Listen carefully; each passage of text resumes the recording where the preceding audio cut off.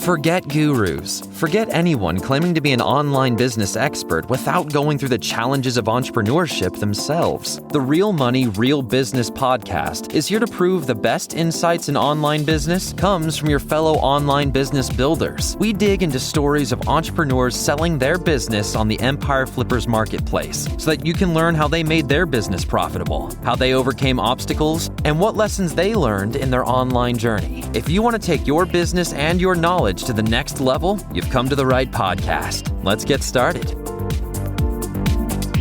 Hey everyone, welcome to another episode of the Real Money, Real Business podcast. We record these interviews so that potential buyers can learn more about the business and the seller to help them make an informed buying decision. If you would like to learn more about this business, including details like what type of business it is, how much revenue and profit it makes, and all of the assets included with the business, simply visit empireflippers.com/marketplace and search for this business's listing number, which you can find in the video thumbnail and in the description. Or if you're watching this on YouTube, you can click the link in the description to go straight to the listing. So without further ado, let's get into this interview. First up, let's learn a little bit about you. Can you tell us about your background in building and running online businesses? My background in building and operating e-commerce businesses started around 2018. So I focused on home products because I wanted to build something long-term, not trend-driven. Home goods were in demand dozens of years ago, hundreds of years ago, and they will be in demand many years from now. Early on, I tested different home categories from kitchenware to bedding using a dropshipping model, so that I can understand the demand and margins. And over time, it became evident and clear that one of the strongest and most promising niches was luxury lighting.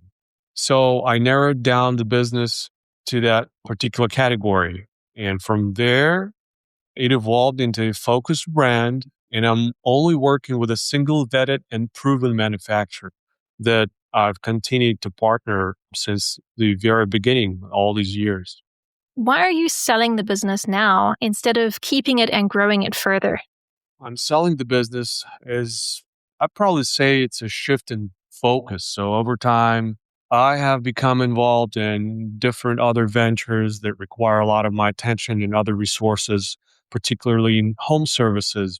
So I don't have the time to actively grow multiple businesses at the same time. I mean, more sales is stable and operating well, but take it to the next level. I guess it needs an owner who can give it a dedicated focus. So rather than letting it stay underutilized, I decided to pass it on to someone who has a lot more resources to grow this business, which does have a lot of potential. Can you describe the amount and the type of work that you do on this business to maintain it? Business requires relatively minimal hands-on work because it's already built and structured in a way that most of the day-to-day tasks are fully outsourced, including customer support by mail and phone. SEO and paid advertising are also managed by external services. So my involvement is mainly limited to oversight, reviewing performance and stepping in only when a decision is needed. So if you were to keep this business, what are some of the ways you would try to grow it? If I were to keep the business, I would definitely focus on scaling what's already working rather than reinventing it. That would mainly mean increasing investment in paid advertising, or Google advertising works well, or Facebook advertising works well. There's also room to improve conversion rates through website optimization. And other than that, we've eliminated all the problematic products because as you know, we sell luxury chandeliers, which are large, fragile. And throughout these years, we've received a lot of feedback from our customers and removed a lot of problematic, bulky, or fragile items that just have higher return rate. And we narrowed it down to the most popular products that our customers love. Right. And what would you say are the biggest risks with this business that buyers should be aware of? Has low risks.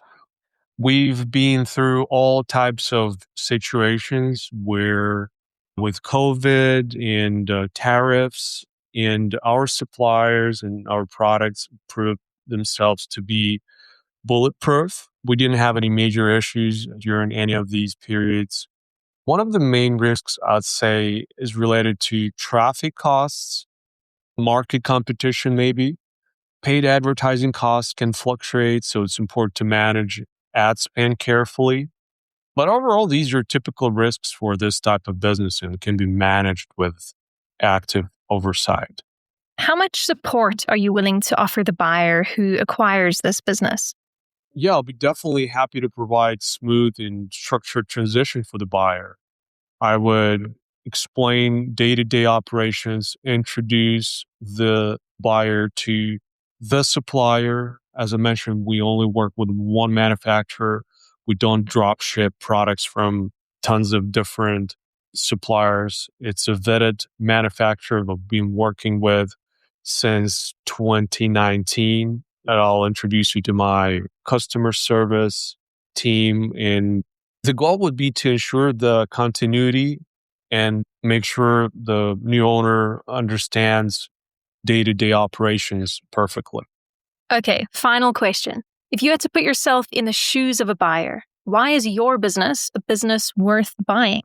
Putting myself in the shoes of a buyer. So the business represents a highly attractive opportunity because it's already a fully operational, established brand in the luxury lighting space with proven demand and thousands of active users from designers to developers.